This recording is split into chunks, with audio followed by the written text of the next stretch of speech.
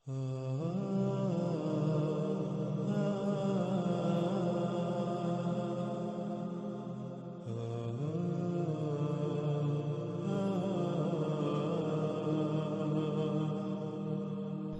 Number 11۔ ناظرین، ایک مقام پر دجال کو دیوقامت اور بڑی جسامت والا انسان قرار دیا جاتا ہے جو لوہے کی زنجیروں میں مضبوطی سے جکڑا ہوا تھا، تو وہیں دوسری طرف دوسرے مقام پر اسے کمزور، غمگین یعنی اپنے کیے پر پچھتانے والا، کراہتا ہوا، قابل ترس انسان یا شخص قرار دیا جاتا ہے۔ روایات کے عکس آپ سکرین پر دیکھ سکتے ہیں اور آپ خود انہیں پڑھ سکتے ہیں۔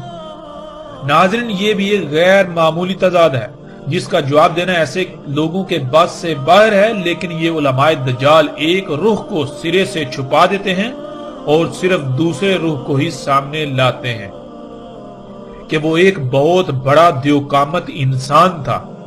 اس بات کی بھی حقیقت کیا ہے آگے اس کا کھل کی وضاحت ہو جائے گی، لیکن یہ لوگ ایسا اس لیے کرتے ہیں کیونکہ ان کو علم ہے کہ اگر اس کے کمزور ہونے اور کراہنے والی بات کو سامنے لایا جائے گا تو پھر اس طبقے نے، ان لوگوں نے اس سے ایسی باتیں منسوب کی ہوئی ہیں کہ وہ بڑے بڑے کام کرے گا جو اللہ کے کرنے والے ہیں۔ تو وہ کیسے کر سکتا ہے جو خود قابل ترس ہے؟ جو اپنی حالت کو ٹھیک نہیں کر سکتا، قابل ترس ہے، وہ کرا رہا ہے، چی رہا ہے، وہ بکا کر رہا ہے، وہ رب ہونے کا دعویٰ کیسے کر سکتا ہے؟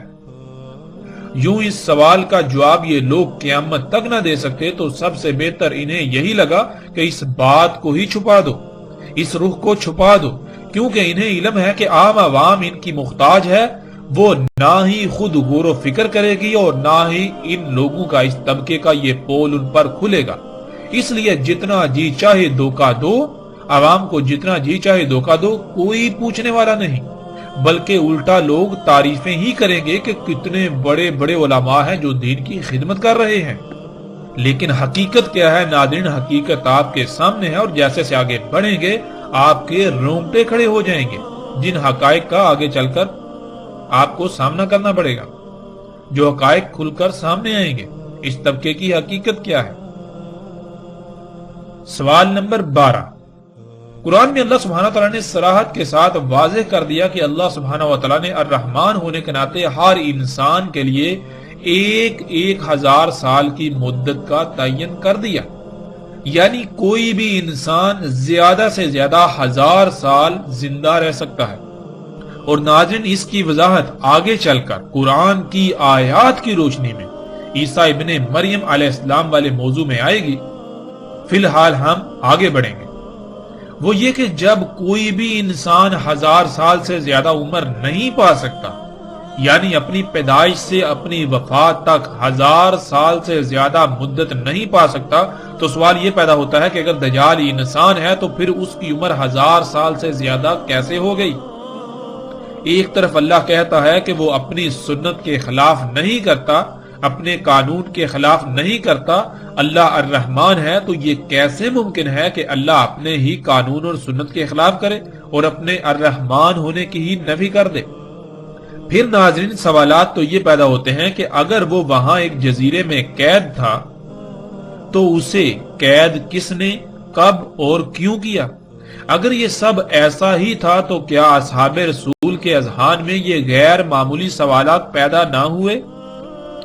کیا انہوں نے اللہ کے نبی محمد صلی اللہ علیہ وآلہ وسلم سے ایسے سوالات نہ کیے کہ یا رسول اللہ صلی اللہ علیہ وآلہ وسلم، اس کو قید کب کیا گیا، کس نے قید کیا اور کیوں قید کیا، اسے قتل ہی کیوں نہ کر دیا گیا؟ کیونکہ جس نے قید کیا اسے اس کی حقیقت کا علم تھا تو قید کیا نا۔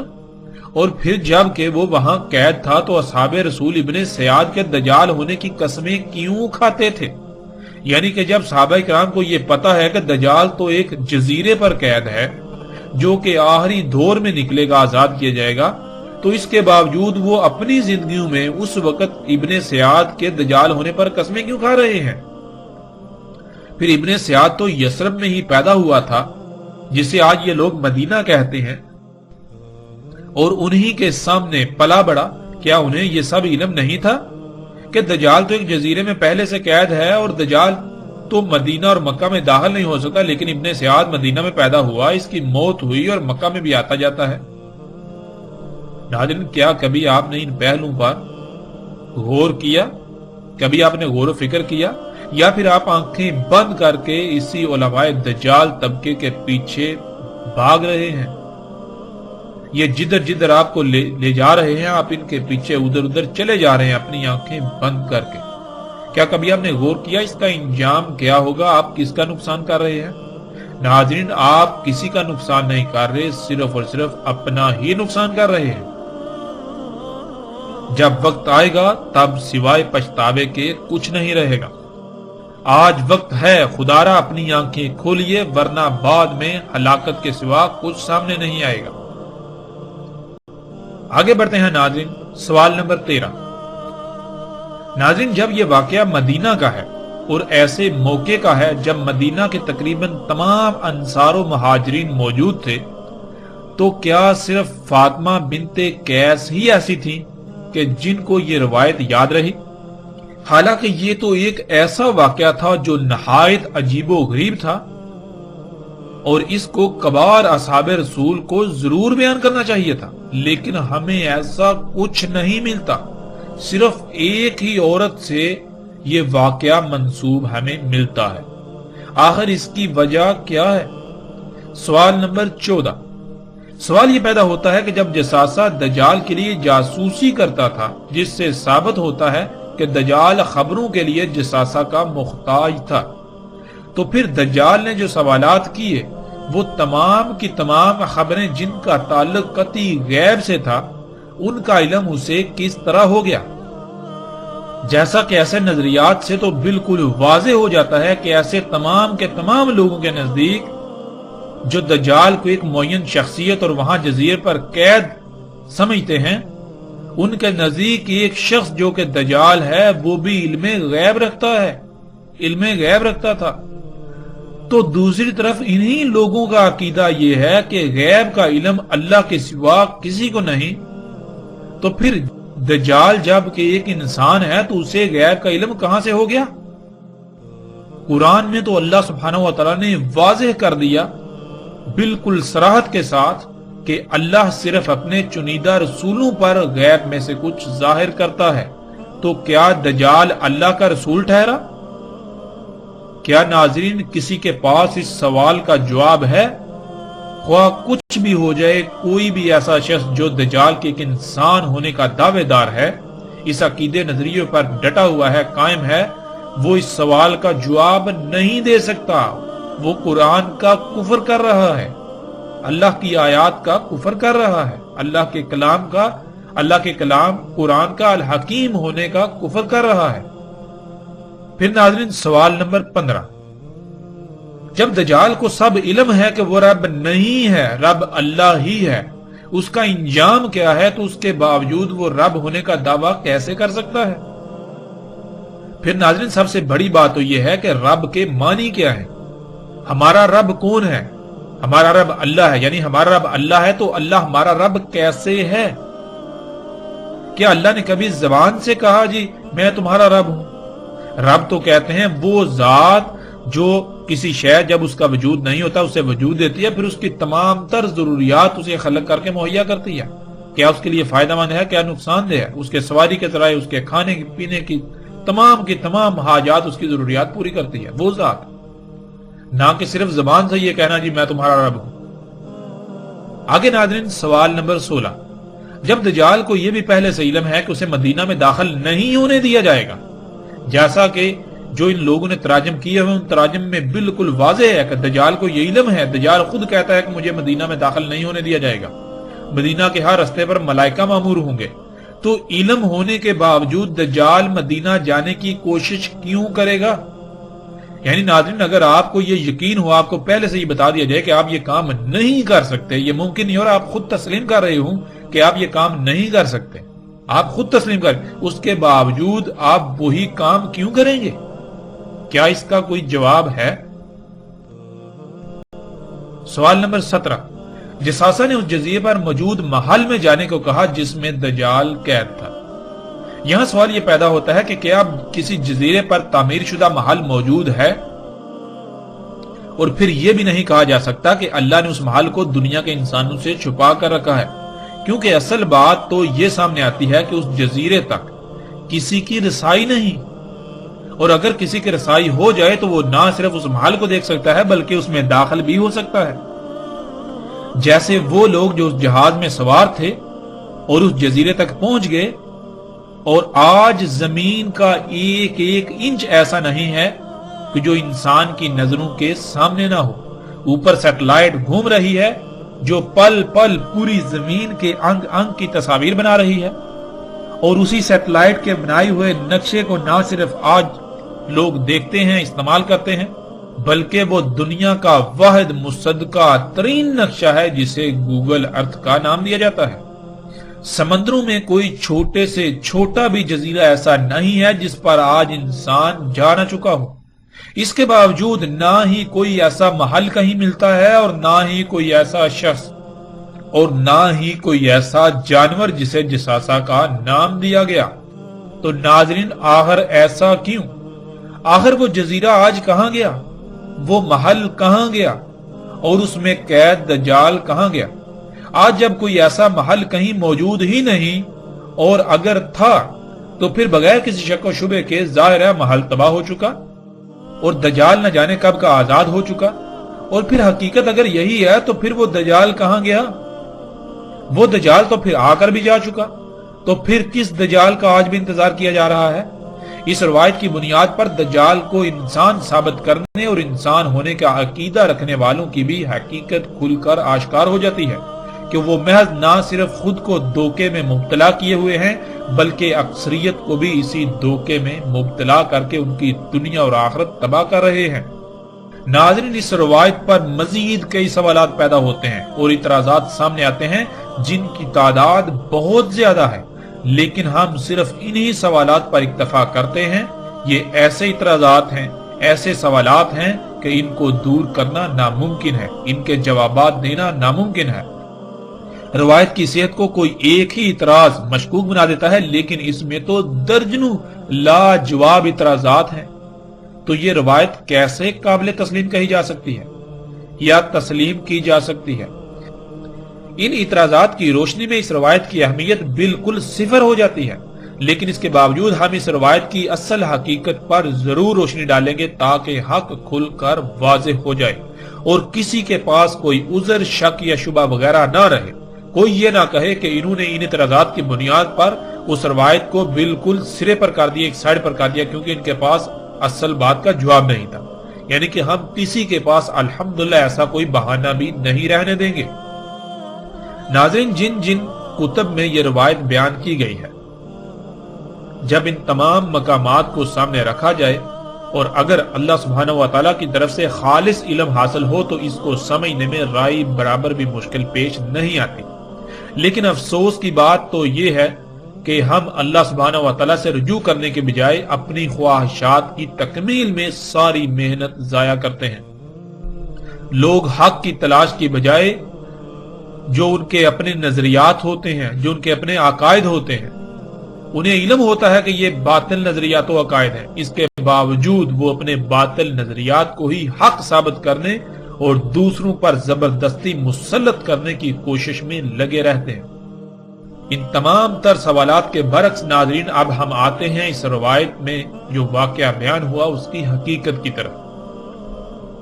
ناظرین، حقیقت یہ ہے کہ ایسا واقعہ ضرور پیش آیا، البتہ وہ کس کے ساتھ پیش آیا یہ ایک الگ بحث ہے، لیکن جب غور کیا جائے تو یہ واقعہ تمیم داری رضی اللہ تعالیٰ عنہ کے ساتھ ہی پیش آیا، نہ کہ ان کے علاوہ کسی اور کے ساتھ۔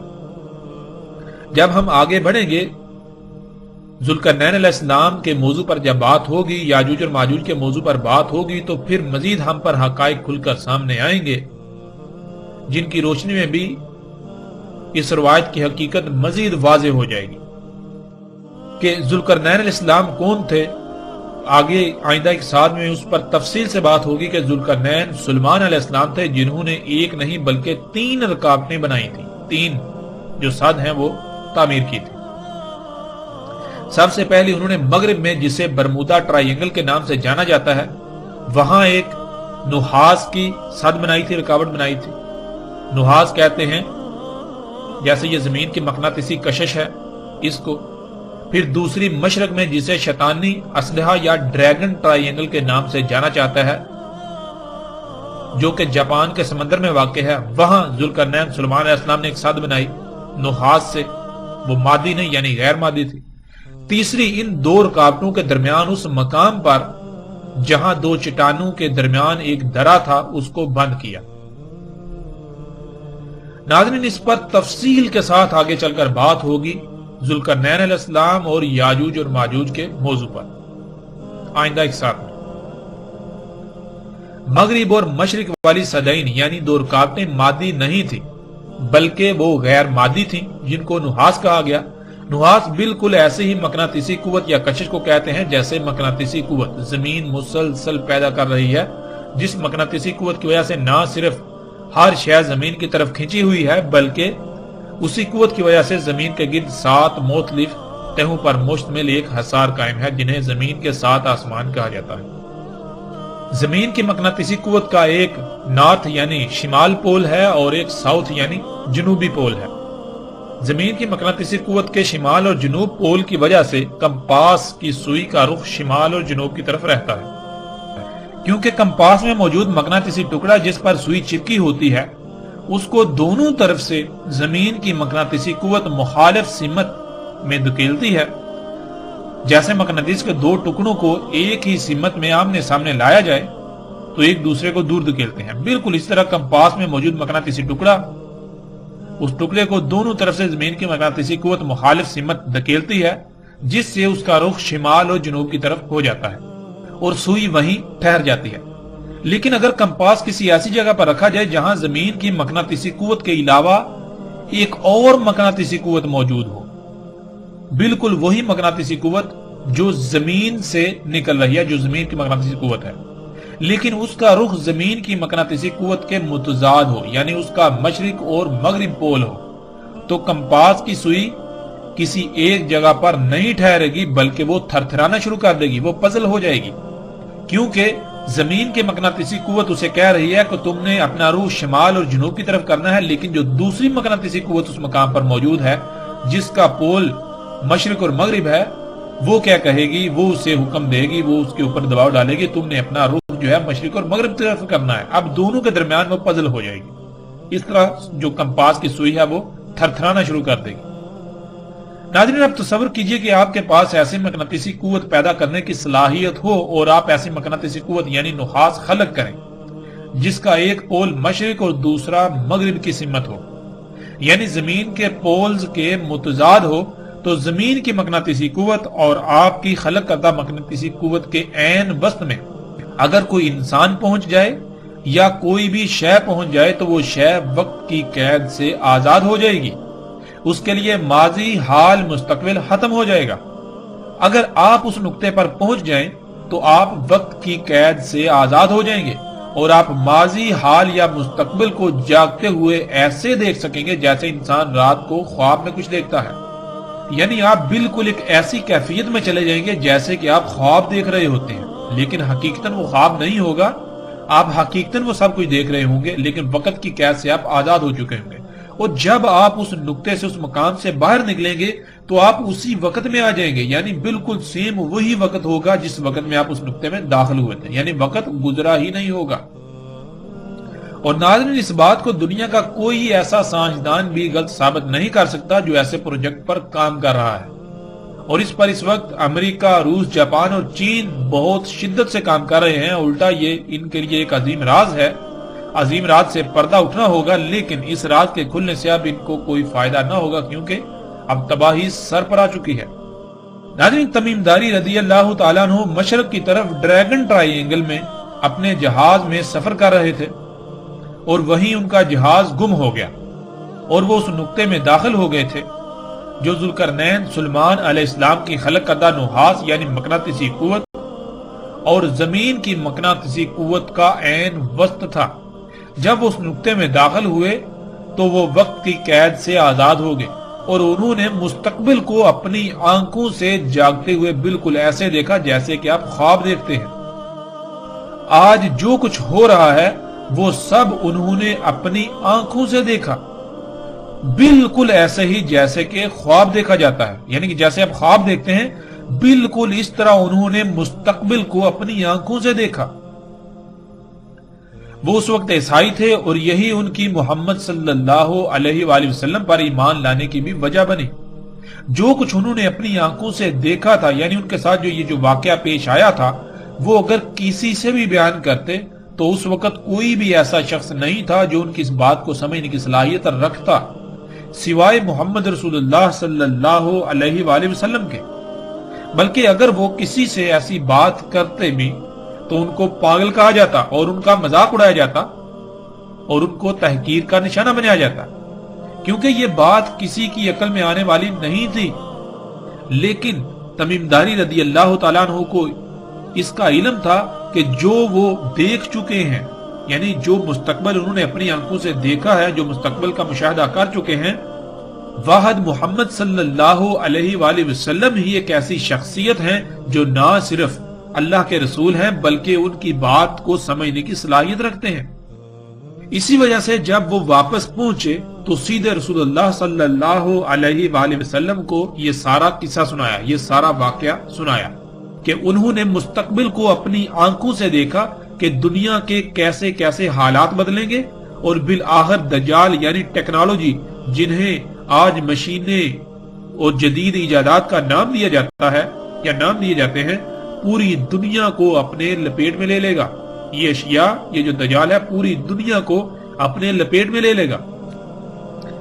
رسول اللہ صلی اللہ علیہ وآلہ وسلم یہ سارا واقعہ سننے کے بعد تمیم داری رضی اللہ تعالیٰ عنہ کو سب کے سامنے لائے اور ان کو سب کے سامنے واقعہ بیان کرنے کا کہا۔ لیکن اس سے پہلے رسول اللہ صلی اللہ علیہ وآلہ وسلم نے ان کو بتا دیا تھا کہ کیسے الفاظ استعمال کرنے ہیں، کیونکہ اگر جو کچھ دیکھا تھا وہ سب ویسے ہی بیان کیا جاتا تو کسی کی بھی عقل میں بات نہ آتی، کیونکہ اس وقت آج ان ایجادات کے بارے میں تصور کرنا بھی محال تھا۔ اس لیے اس سارے واقعے کو کیسے بیان کرنا ہے، کیسے الفاظ استعمال کرنے ہیں، رسول اللہ صلی اللہ علیہ وآلہ وسلم نے وہ تمام الفاظ تمیم داری رضی اللہ تعالیٰ عنہ کو بتائے، یعنی کہ بالکل ایسے ہی جیسے کہ ماضی میں بہت کچھ ہوا، بہت بڑے بڑے واقعات ہوئے، لیکن قرآن میں اللہ سبحانہ وتعالی نے ان واقعات کو اپنے الفاظ میں بیان کیا۔ مثال کے طور پر جب قرآن یہ کہتا ہے کہ وہ جو قوم تھی جہاں ذوالقرنین علیہ السلام گئے تھے، جن کو یاجوج اور ماجوج سے بچانا تھا، وہ قوم تو کسی بھی قسم کی کوئی بات سمجھنے کی صلاحیت ہی نہیں رکھتی تھی، وہ بات سمجھنے کے قریب ہی نہیں تھی۔ لیکن اس کے برعکس قرآن میں کیا لکھا ہے؟ قرآن میں تو بالکل واضح لکھا ہے، قالوا یا ذوالقرنین ان یاجوج و ماجوج مفسدون فی الارض، انہوں نے کہا کہ ذوالقرنین، یاجوج اور ماجوج جو ہیں وہ تو زمین میں فساد کرتے ہیں۔ تو پھر انہوں نے یہ کیسے کہہ لیا جب وہ کوئی بات سمجھنے کے قابل ہی نہیں تھے، بات سمجھنے کے قریب، تو انہوں نے عربی میں کیسے کہہ دیا؟ نہیں، یہ ان کے الفاظ نہیں ہیں، بلکہ یہ قرآن میں اللہ کے الفاظ ہیں۔ وہ واقعہ اس وقت جو پیش آیا، اللہ سبحانہ وتعالی نے قرآن جو کہ اللہ کا کلام ہے اپنے الفاظ میں اسے بیان کیا۔ تو بالکل ناظرین اسی طرح وہ جو واقعہ تمیم داری رضی اللہ تعالیٰ عنہ کے ساتھ پیش آیا، رسول اللہ صلی اللہ علیہ وآلہ وسلم نے تمیم داری رضی اللہ تعالیٰ عنہ کی یہ رہنمائی کی کہ لوگوں کو یہ واقعہ کن الفاظ میں بتانا ہے، تاکہ انہیں نہ تو کسی قسم کی کوئی پریشانی کا سامنا کرنا پڑے اور نہ ہی ان کے لیے یہ گمراہی کا باعث بنے، بلکہ الٹا یہ جب آئندہ جب دجال آئے گا تو اس وقت کے لوگوں کے لیے یہ بات فائدہ مند ہو۔ اور ناظرین روایت میں استعمال ہونے والے الفاظ یہ سب حقیقت کھول کر بیان کرتے ہیں، جن کا آگے صراحت کے ساتھ ذکر آئے گا۔ جیسے کہ انہوں نے کہا ہم الدین میں داخل ہوئے۔ ناظرین الدیر کے لفظ الدیر کے دو معنی ہیں۔ اس کا ایک معنی ہے ایسا نقطہ یا مقام جو کسی شے کو تسلسل کے ساتھ اچانک انتہائی تیز رفتار سے باہر نکال دے۔ مثلا جیسے بندوق سے فائر کیا جاتا ہے تو گولی کے خول سے اچانک اس کا سکہ انتہائی تیز رفتاری سے باہر نکل جاتا ہے اور مسلسل آگے سفر کرتا ہے۔ اور ناظرین لفظ الدیر کے دوسرے معنی ہیں ہر طرف سے بند ایک سرنگ کے، یعنی کہ ہر طرف سے بند جیسے کوئی غار ہوتا ہے، لمبا غار، لمبائی پر مشتمل، جیسے کوئی سرنگ ہوتی ہے جو ہر طرف سے بند ہو۔ اب ناظرین یہاں ہم پہلے معنی کو لیں گے اور اس کے بعد آگے جا کر دوسرے معنی کو بھی لیں گے۔ الدیر یہی وہ مقام تھا جہاں جہاز گم ہونے کے بعد وہ پہنچے، اور اس مقام نے انہیں اچانک باہر نکال دیا، یعنی وہ وقت کی قید سے آزاد ہو گئے، وقت کی قید سے نکل گئے۔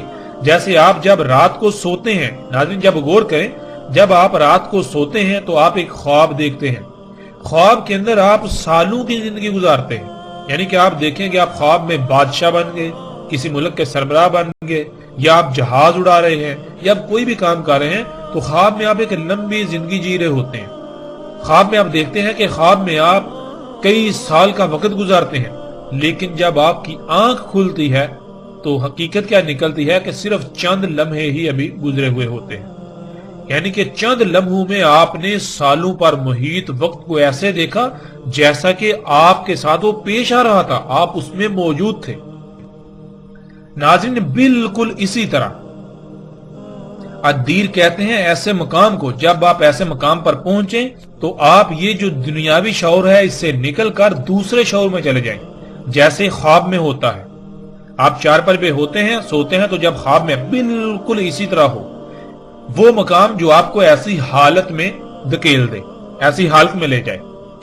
تو ناظرین تمیم داری رضی اللہ تعالیٰ عنہ جب جہاز کے گم ہونے کے بعد اس مقام پر پہنچے تو وہ وقت کی قید سے آزاد ہو گئے، یعنی کہ جیسے آپ خواب دیکھتے ہیں بالکل اسی طرح انہوں نے مستقبل کو اپنی آنکھوں سے دیکھا، بالکل ایسے دیکھا جیسے کہ اسی وقت میں وہ موجود ہے، یعنی جیسے آپ خواب دیکھتے ہیں بالکل عین اسی طرح انہوں نے مستقبل میں آنے والے تمام حالات و واقعات کو دیکھا۔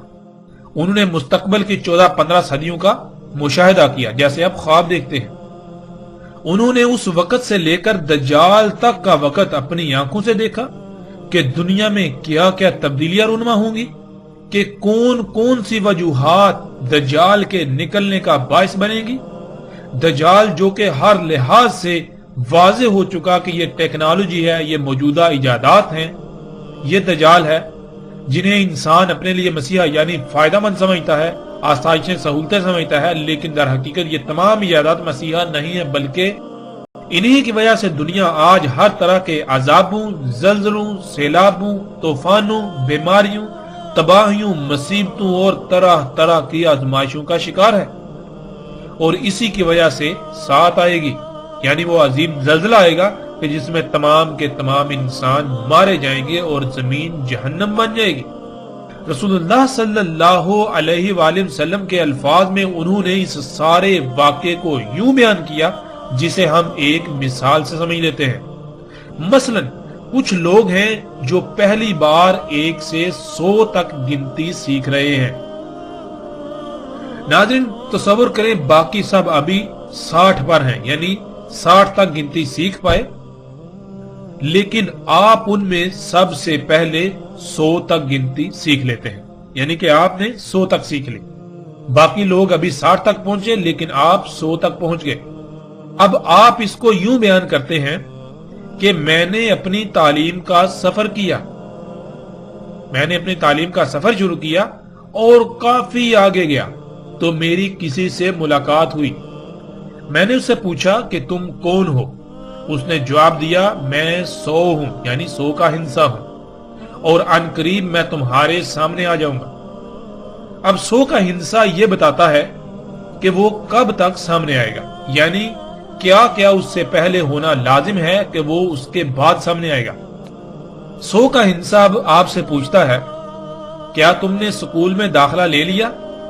اب آپ جواب دیتے ہیں ہاں۔ اب وہ پھر آپ سے سوال کرتا ہے کیا حقیقتاً ایسا ہو چکا، یعنی آپ داخلہ لے چکے؟ آپ آگے سے جواب دیتے ہیں ہاں ایسا ہو چکا، میں سکول میں داخلہ لے چکا۔ اس نے پھر پوچھا کیا 1 آ گیا؟ آپ نے کہا ہاں وہ تو آ چکا۔ اس نے پھر پوچھا کہ 10 آ گیا؟ آپ نے جواب دیا ہاں 10 بھی آ چکا۔ اس نے پھر سوال کیا کیا 60 آ گیا؟ آپ نے جواب دیا ہاں وہ بھی آ چکا۔ اس نے پھر پوچھا کیا 70 آ گیا؟ اب آپ نے جواب دیا کہ نہیں وہ ابھی تک نہیں آیا۔ تو اس نے کہا کہ اب عن قریب وہی آئے گا، یعنی کہ اب عن قریب 70 آئے گا، اس کے بعد 80 آئے گا، پھر اس کے بعد 90 آئے گا۔ جب 90 آ جائے گا تو میرا سامنے آنے کا وقت بالکل قریب آ جائے گا، اور جب 99 آ جائے تو اچانک میں بھی سامنے آ جاؤں گا۔ لیکن جب تک 99 نہیں آتا تب تک قانون میں مجھے سامنے آنے کی اجازت ہے ہی نہیں۔ ناظرین، اس مثال کو بار بار سنیے اور اس میں غور کیجئے۔ اگر آپ نے اس مثال کو سمجھ لیا تو تمیم داری رضی اللہ تعالیٰ عنہ والے واقعے کی ساری حقیقت آپ کے اوپر کھل جائے گی۔ یہ مثال اس واقعے کی ساری حقیقت کو کھول کر رکھ دے گی اور بہت ہی آسانی سے سارا واقعہ بالکل سمجھ آ جائے گا۔ بالکل یہی کہا تمیم داری رضی اللہ تعالیٰ عنہ نے کہ ان کی ملاقات دجال سے ہوئی، انہوں نے دجال کو دیکھا۔ دجال کو آپ اس مثال میں 100 کا ہندسہ تصور کر لیں۔ جیسے آپ کی 100 کے ہندسے سے گفتگو ہوئی، بالکل ویسے ہی دجال کے ساتھ تمیم داری رضی اللہ تعالیٰ عنہ کی گفتگو ہوئی۔ یعنی حقیقتاً ایسی کسی گفتگو کا کوئی وجود نہیں ہے، ایسی کوئی گفتگو نہیں ہوئی، بلکہ ان کے ساتھ جو واقعہ پیش آیا، جو انہوں نے مستقبل کو اپنی آنکھوں سے دیکھ لیا، جو کہ ابھی نہیں دیکھ سکتے، باقی جیسے انسان آئیں گے وہ دیکھیں گے، لیکن وہ پہلے ہی وہ سارے حالات و واقعات دیکھ چکے۔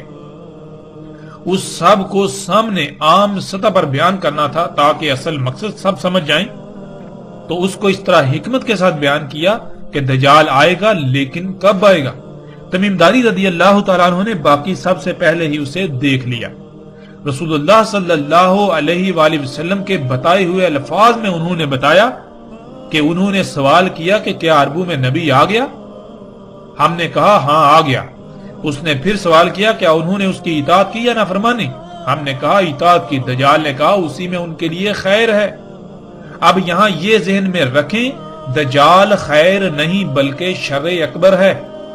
دجال سے بڑا شر اور کوئی نہیں ہے۔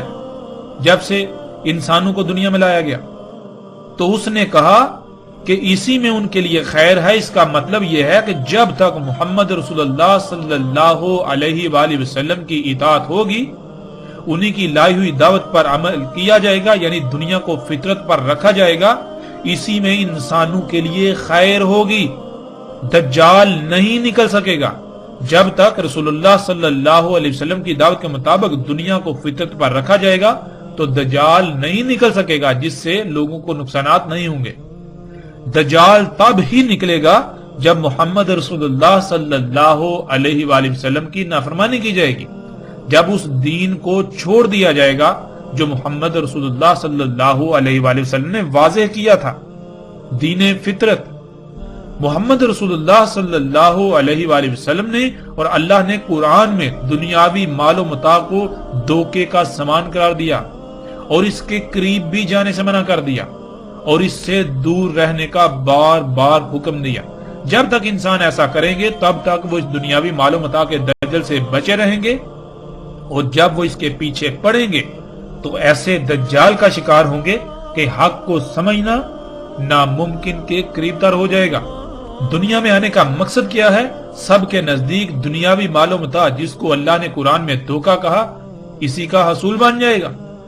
رسول اللہ صلی اللہ علیہ وآلہ وسلم نے بتا دیا تھا کہ کب تک ان کی اطاعت کی جائے گی، جیسے کہ اطاعت کرنے کا حق ہے۔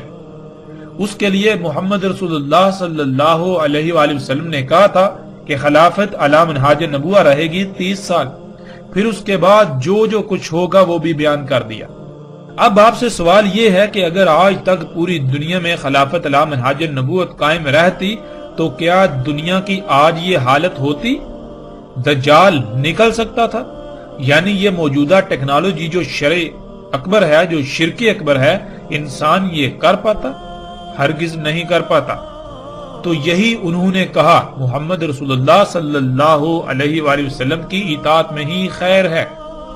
جب ان کی نافرمانی کی جائے گی تو یہی وجہ بنے گی دجال کے نکلنے کی۔ پھر اسی طرح بتدریج جو سوال انہوں نے بیان کیے کہ دجال نے ان سے پوچھا کہ فلاں ہو گیا اور فلاں ہو گیا، تو اس کا مطلب یہ تھا کہ دجال کے آنے سے پہلے فلاں کچھ ہوگا، جب تک وہ نہیں ہوگا تب تک دجال نہیں نکل سکتا۔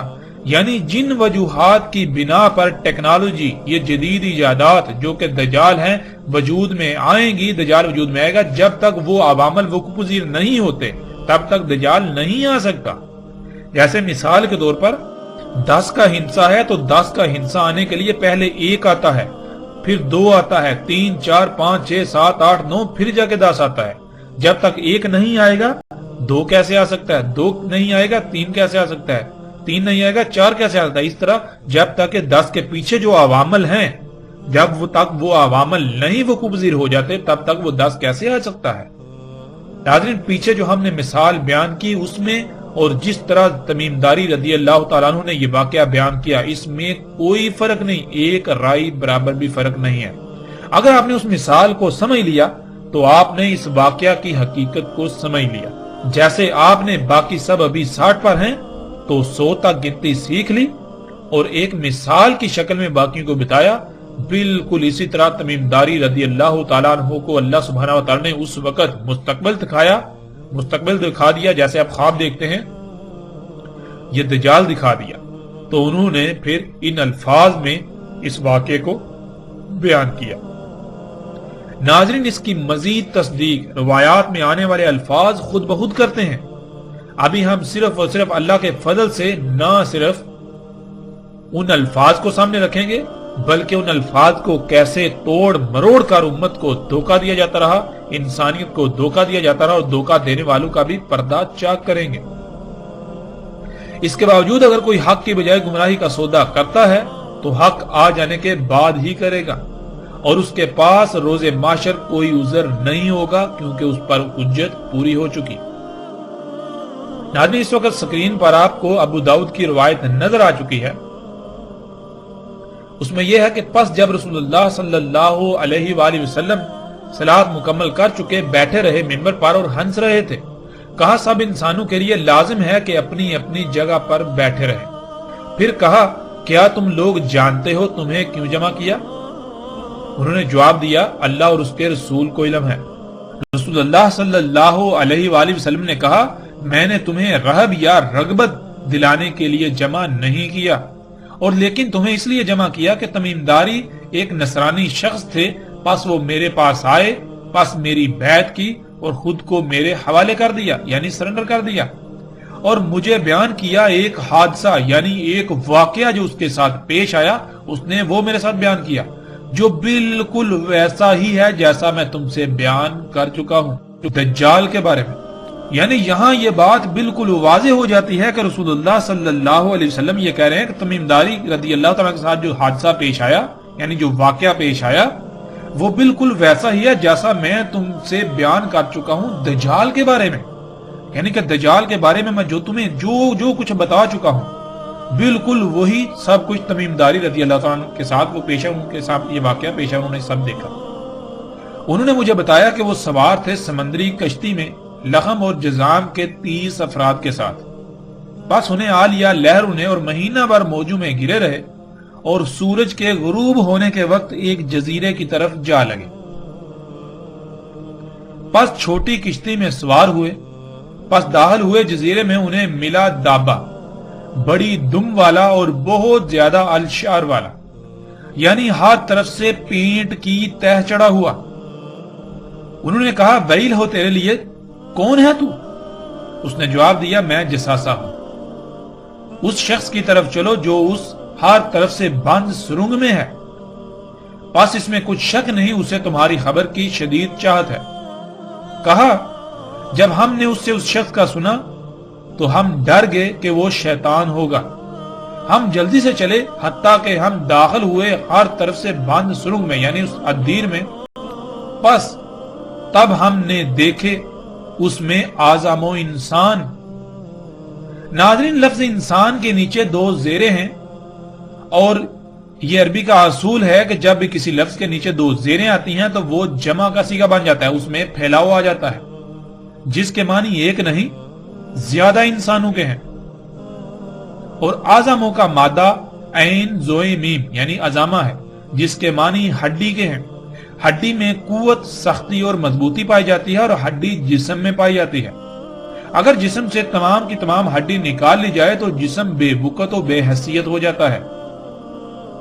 اعظم انسان کہتے ہیں ایسے انسانوں کو جو غیر معمولی قوت، طاقت، سختی، مضبوطی کے حامل ہوں۔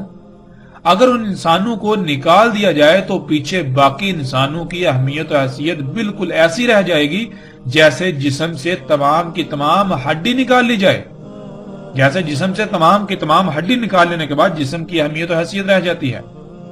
اور ناظرین، لفظ انسان کے معنی کیا ہے؟ لفظ انسان کے معنی ہے بھولا ہوا، یعنی جو اپنی ہی حقیقت کو اپنے ہی آپ کو بھولا ہوا ہے۔ مثال کے طور پر آپ سے پوچھا جائے کہ آپ کون ہیں، آپ کیا ہیں، تو آپ یہ جو بشری وجود ہے، یہ جو مادی وجود ہے، اس سے ہی اپنی حقیقت سمجھنا شروع کریں۔ آپ کہیں گے یہ میں ہوں۔ اب ناظرین غور کریں، جب آپ کہتے ہیں میرے ہاتھ، میرے پاؤں، میرا ناک، میرے کان، میرا سر، یعنی میرا جسم، جب ناظرین یہ جسم میرا ہے تو وہ کون ہے جو یہ کہہ رہا ہے میرا، جو میں کہہ رہا ہے؟ آخر وہ بھی تو کوئی ہے نا جس کا یہ جسم ہے۔ پھر وہ میں جب نکل جاتی ہے تو یہ جسم بالکل بے بنیاد ہو جاتا ہے، یہ مٹی بن جاتا ہے۔ وہ میں کون ہے؟ وہ میں ہی اصل ہے اور اس کو بھول گئے، اس لیے انسان کہا جاتا ہے۔ انسان کہتا ہے جو اپنے ہی آپ کو بھولا ہوا ہے، اپنی ہی حقیقت کو بھولا ہوا ہے۔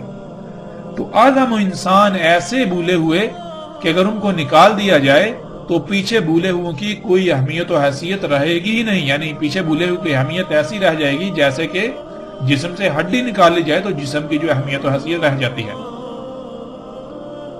کہا اس نے میں جساسا ہوں، اس محل میں چلے جاؤ۔ پس جب میں اس میں گیا تب وہاں شخص تھا جو اپنی نرم مواد والی سیٹ پر، کرسی پر لوہے والے پٹوں میں بہنے کی طرح دوڑتا ہوا، جیسے جانور جنسی حاجت پوری کرنے کے لیے مادہ پر سوار ہوتا ہے، اس طرح آسمان اور زمین کے درمیان کر رہا تھا۔ یعنی بہنے کی طرح دوڑتا ہوا آتا تھا اور اپنی اگلی ٹانگیں اٹھا کر آسمان پر چڑھ جاتا، آسمان پر سوار ہو جاتا اور پھر اسی طرح واپس زمین پر اتر آتا تھا۔ پوچھا اس سے کون ہے تو؟ پس اس نے جواب دیا میں دجال ہوں۔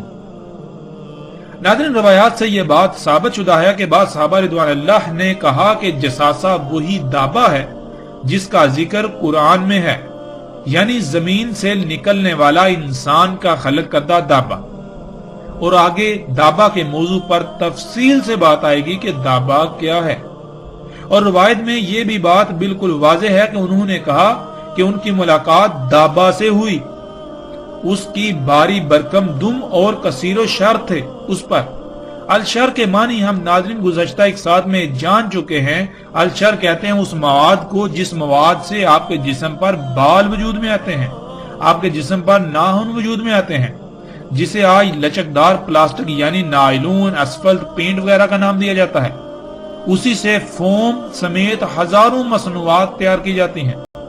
اگر کسی بھی قسم کا کوئی شک رہے تو ایک روایت میں رسول اللہ صلی اللہ علیہ وآلہ وسلم کے الفاظ موجود ہیں آخری زمانے میں ہونے والی بارشوں کے حوالے سے، جسے آپ سکرین پر دیکھ سکتے ہیں۔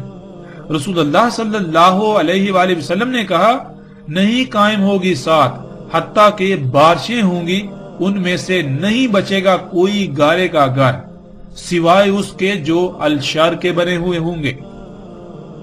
اسی طرح ناظرین ایک اور روایت بھی ہے جس کا مفہوم کچھ یوں ہے کہ رسول اللہ صلی اللہ علیہ وآلہ وسلم نے کہا کہ ان بارشوں میں سے کوئی گھر نہیں بچے گا جس کی چھت سلامت رہے سوائے ان گھروں کے جن کی چھتیں الشر کی بنی ہوئی ہوں گی، جس کا ترجمہ یہ کیا جاتا ہے کہ جن گھروں کی چھتیں بالوں کی بنی ہوئی ہوں گی وہ چھتیں بچ جائیں گی، وہ گھر بچ جائیں گے، باقی سب گھر جو ہیں ان بارشوں میں بہہ جائیں گے۔ ناظرین اب کوئی بھی عقل رکھنے والا انسان یہ تسلیم نہیں کر سکتا کہ بالوں کی چھتیں بن سکتی ہیں، یعنی ان بالوں کی چھتیں جو جسم پر اگتے ہیں۔ لیکن جب ہم عربی کو عربی سمجھیں تو ہم پر واضح ہو جائے گا کہ الشر اس مواد کو کہتے ہیں جس سے بال وجود میں آتے ہیں، اور اسی مواد سے آج پوری دنیا میں چھتیں بنائی جا رہی ہیں جن پر بارشیں اثر انداز نہیں ہوتی۔ جیسا کہ گزشتہ ساتھ میں یہ بات واضح ہو چکی ہے کہ خام تیل سے بننے والی مصنوعات سے چھتیں بھی بنائی جا رہی ہیں۔ یہ دابہ ہوائی جہاز تھا، اور گزشتہ ایک ساتھ میں دجال کے ہمار پر بھی اس کی بات ہو چکی، مختصراً اس پر بات ہو چکی۔ جیسے ہم آگے بڑھیں گے، جب دابے کا موضوع آئے گا، دابا من الارض یا دابا فی الارض والا، تو اس میں تفصیل کے ساتھ یہ بات واضح ہو جائے گی کہ دابا کیا ہے۔ وہ دابا جس سے تمیم داری رضی اللہ تعالیٰ عنہ کی ملاقات ہوئی، وہ یہ ہوائی جہاز تھا جس کی باری برکم دم اور اس پر کثیر و شر یعنی ہر طرف سے پینٹ چڑھا ہوا تھا، پینٹ ہوا تھا۔ اب ناظرین اس کو یوں سمجھ لیں اس مثال میں کہ آپ کی ملاقات 99 سے ہوئی، تو 99 نے آپ سے کہا آگے چلو، جو آگے ہے اس سے تمہارا انتظار ہے۔ تو جیسے ہی آگے گئے تو آگے 100 کے ہندسے سے ملاقات ہوئی۔ بالکل اسی طرح جب انہوں نے ہوائی جہاز دیکھا تو اس نے کہا اس عدیر یعنی اس ہر طرف سے بند سرنگ میں داخل ہو جاؤ۔ کہیں پر اسے عدیر یعنی ہر طرف سے بند سرنگ کہا گیا ایک مقام پر، اور کہیں یعنی دوسرے مقام پر اسے قصر یعنی محل کہا گیا۔ جہاز میں جب آپ داخل ہوں تو آپ حیران رہ جائیں گے کہ جہاز حقیقتاً نہ صرف عدیر ہے یعنی ایک ایسی سرنگ ہے جو ہر طرف سے بند ہے، اور وہ سرنگ اندر سے ایک محل کا منظر پیش کرتی ہے، بلکہ وہ سرنگ اندر سے محل کا منظر پیش کرتی ہے۔ جب وہ اس دیر یعنی محل نما ہر طرف سے بند سرنگ میں داخل ہوئے تو انہوں نے جو دیکھا اس کے بارے میں کئی طرح کے الفاظ آئے ہیں، اور وہ سب کے سب اپنی جگہ پر بالکل ٹھیک ہیں۔ اب سب سے پہلے ہم یہ دیکھتے ہیں کہ آج تک ان الفاظ کو کیسے بیان کیا گیا جو اندر موجود انسان کے بارے میں استعمال کیے گئے۔